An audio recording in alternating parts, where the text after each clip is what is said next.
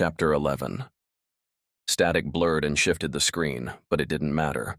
Remy could clearly see that Ava was being held against her will. She sat on a chair in a bare, dimly lit room. A bruise darkened her cheek. The picture of Ava disappeared, cutting to a man cloaked by shadows. "We have Ava Hunt," a digitized voice said. "You have 48 hours to get us Venom, or she will die." The screens shifted, and Ava was gone. Remy turned his attention to French. He didn't care how degenerate the man was. Remy was going to find Ava. If that meant helping French, then he would do it. But could he find her or Venom within 48 hours? It seemed like an impossible task. "How far away from land are we?" Remy asked. "About 5 days to the east," French answered. Remy felt his throat close. "We don't have days." "Or we could take the jet. We could be in Turkey in a few hours." "Why Turkey?" Remy stared hard at French. French smiled. It was a smile that Remy didn't trust, one that showed he knew he had the upper hand and wasn't afraid to exploit it. "Why are you willing to help?" Remy asked. "You didn't even want Ava aboard." "I told you already. You have something that I want." "And I told you that I have nothing." "Are you sure about that? Come to my office. I'll tell you what I know. Maybe we can work out an arrangement. You help me, I help you." "I'm not interested in helping you, only Ava." French shrugged. "For now, it's the same path." He walked out to the corridor, heading to his office. Remy followed, knowing he didn't have a choice. Until he was off this floating hunk of metal, French ruled. Once he was on land, well, French had better run. Ava sat tied to a chair, groggy from tranquilizers, and wondered how she was going to save Remy's ass when her own was on the line. She wanted to know who the video message was sent to. And why kidnap her? Who'd care enough to want to save her? Not even the CID would be able to meet demands, especially not in 48 hours. She was as good as dead. Ava wasn't too sure who her captors were or even where she was. They wore none of the same markings as terrorist groups she knew about. They spoke a language she didn't understand or could even peg. And since they wore masks, she could only judge by their eyes that they were of Middle Eastern descent. And even that could be wrong. One thing was obvious. Venom had made some powerful enemies, including her. She wasn't going to sit idly by. If they wanted Venom, she would get Venom. She'd be damned if she was going to sit here twiddling her numbing thumbs. "Hey," Ava called to the towering masked guard. "Bring me to the leader of this dump." Remy sat across from French. "Well?" he asked. If French lounged there with his smug expression for a second more, it would take an army to keep Remy from jumping over the wide desk to strangle him. "How much did Ava tell you?" "She told me she doesn't trust you." French nodded. He reached down to a drawer and pulled out a glass bottle filled with an amber liquid. "Want a drink?" Remy shook his head. Was French stalling? Unscrewing the cap, he put it to his lips and took a long swig. "Did she tell you anything else?" "You're not concerned that she doesn't trust you?" "She was getting too close. I had to shut her out." "Too close to what?" "Venom." "I thought that's who you were looking for. Why stop her if she was close?" Remy questioned, but he knew he would have done the same thing. He was overly protective when it came to Ava. That instinct was still present. "Venom is deadly. But then you should know that, shouldn't you?" Of course Remy knew that, but French made it sound as if Remy knew Venom firsthand. "Spit it out, French. I don't have time for games. You know more about Venom than I do. You have a boat loaded with their cargo. Or is it yours and you're just fucking with me? Are you Venom?" French smirked, humor lighting his eyes, but then he shook his head. "I've been able to intercept a few exchanges." "Is that how you got this ship? How you're funding it?" French stared at Remy as if wanting to say something, but then thought better of it. "At least tell me who has Ava," Remy said. "It could be almost anyone. Venom has made enemies everywhere." "Then tell me what you know about Venom, no bullshit this time." "Are you sure you don't want a drink? You might need it." The only thing Remy needed was a gun. Ava sat patiently on the metal chair. It wasn't as if she could go too far anyway. They had tied her wrists so tightly her fingers were numb. She watched the door, waiting for it to open. After she had ordered the oaf to take her to the leader, he left, locking the door behind him. That had been at least an hour ago, and she hadn't heard anything since. Clearly, no one wanted to talk to her. They were just using her for leverage. She refused to be used, especially in such a pathetic role. Ava worked at the ties on her wrist, thinking back to everything that had happened. She wondered where Remy was and who had taken him. If she ever saw French again, she'd make him suffer. He knowingly sent them. He knew what was going to happen, but it wasn't completely his fault. Ava could have put a stop to it if she hadn't been so eager to learn more, to maybe even see Remy again. She sighed. What was it about him? Why was he at the center of things? She wanted to cry, or better yet, kick something. She felt useless not knowing even basic information, not even knowing where she was or who her captors were. How could she help Remy if she couldn't even help herself? Ava turned her frustrations to the knot, digging in with her nails as her fingers strained in awkward positions. The knot slipped slightly. It was just enough to give her the extra grip she needed. She would be out of these binds in a few seconds. The door swung open. Ava stilled as 3 men walked in. 2 were masked by a black cloth draped over their faces like a veil so that only their eyes were visible. 1 wore none. He was not the biggest of the group, but his presence filled the cramped space. He was definitely the leader. It's about time, Ava said, keeping her irritation and fear at bay. The leader studied Ava as hard as she studied him. At first, she had suspected that she was held captive by Middle Eastern terrorists, but after looking at him, she wasn't so sure. He still had a dark complexion with raven hair and eyes to match, but his features could be considered European. He wore black slacks and a crisp white button-down shirt. An oddity among the mix of flowing garb and SWAT gear she had seen the other men wearing. I'm not normally summoned by a prisoner, he said in a British accent that made Ava even more confused as to who this man was. I'm not normally kidnapped, she retorted, feeling the binding loosen as she kept working at it. If she tugged hard enough, she could free herself. and I normally would have refused to speak with you. His tone was biting. Ava felt the rage. Then why are you here? What do you want? You want venom? That was clear in the ransom video. I want venom too. We can work together. His laugh echoed through the empty room. Ava didn't think he'd agree, especially not right away, but he didn't have to laugh as though she'd said something humorous. If it meant taking down Venom, she would help them for now. He turned to leave. I'm serious, she said, halting his footsteps. I have information, and I can help. He crossed his arms and leaned against the doorframe. Why? Do you know who we are? What we are fighting for? I don't need to know. I don't care who you are. Then why? Revenge, Ava said. It was a simple answer, and it was true. They didn't need to know anything else. The man uncrossed his arms. I don't need your help, he said, turning once again to leave. Don't make me your enemy, Ava warned. You already are. At least tell me your name. Natan. He flicked his gaze on her one last time before he left.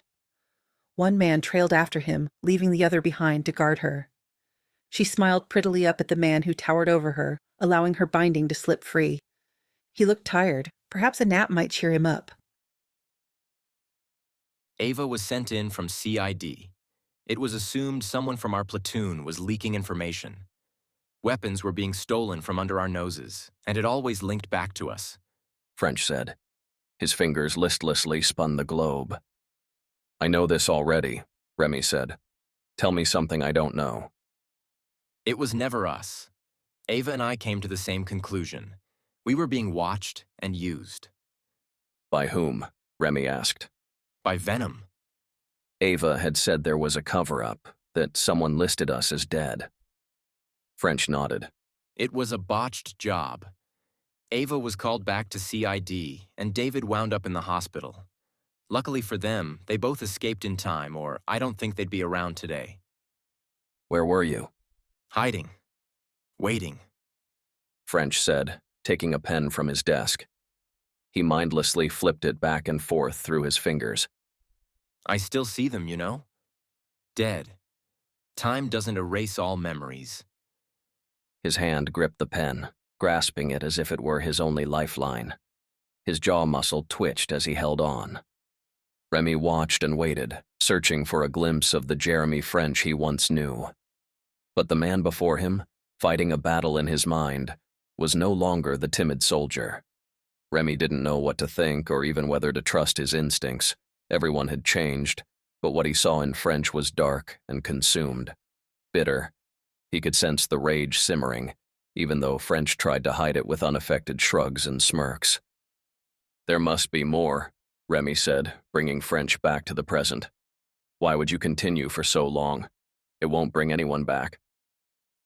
Remy understood the need to right the wrong, but the Jeremy French he knew had been lost along the way.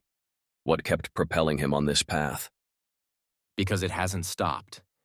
Even after the massacre, the stealing hasn't stopped. There have been a few ambushes like ours, made to look like the enemy. But it's not. It's venom. Remy nodded in understanding, yet still questioning French. "We've been given 48 hours to take him down. But if I'm the key, as you say, then I need to know everything you know." I stayed behind. I was considered dead anyway. And it's not as if I had family to return to. Who would miss me? You and I are kind of the same like that. He shrugged as he twisted the pen in his hand. And I was caught, hooked by the stories I had been told by the locals. The tales sounded like they came from the pages of a science fiction novel. At first I was going to give up, but then stories began to align, and I knew I was getting close. As far as I can tell, Venom's work began 10 years ago, but it wasn't weapons he was stealing. He only turned to that after his failure. Remy felt the weight of French's stare. But now I'm wondering if it was actually a success. What was it? French tapped the pen on the desk, the rhythm fast and steady. None of what I'm about to tell you is documented.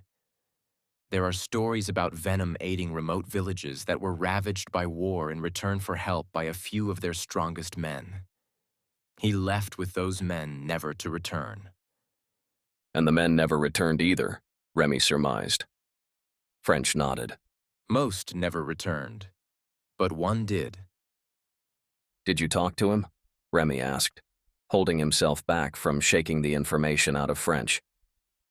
I tried, but he was so addled that I couldn't understand anything he said. The villagers said that he came back that way. French rubbed his forehead. They said he was the walking dead, that he was a bad omen. And what do you think? He was experimented on. His arms were littered with scars from injections. If I hadn't known his story, I would have thought he was a junkie that fried his brain. And the reasons for the experiments? Remy questioned, not liking the direction of the conversation. By following Venom's path, by following his stories and what he's currently up to, I think he was trying to make a human weapon. Remy clenched his jaw to stop it from falling open. "You're nuts." French opened the top desk drawer and retrieved a notebook, worn and dirty. He tossed it over to Remy. Take a look. These are the stories I was told. Some of these villages are so remote that they sometimes don't see strangers for years. And it's not just in Iraq. The more I researched, the more missing people I discovered. Everywhere. Remy scanned through the pages, feeling sicker by the moment. It's the reason I pulled Ava back. It's the reason I had to get you involved. I knew she'd be able to find you and bring you to me. That's the only reason I kept her around, and the reason I kept her at a distance. Remy glanced up at French, and for the first time he saw what he was missing before. He found French's motivation. It was Ava. Jeremy French was in love with Ava, and it was tearing him apart. Remy cleared his throat. If his hunch was correct, then French had to hate involving Remy. It wasn't as if he and Ava were secretive about their past relationship. Everyone knew.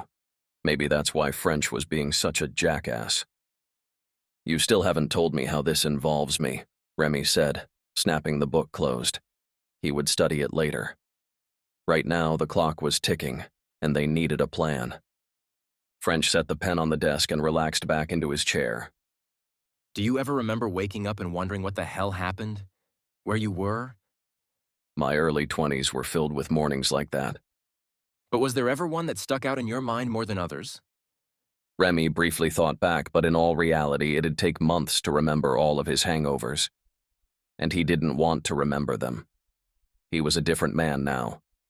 When he thought of his youthful past, he didn't like what he saw.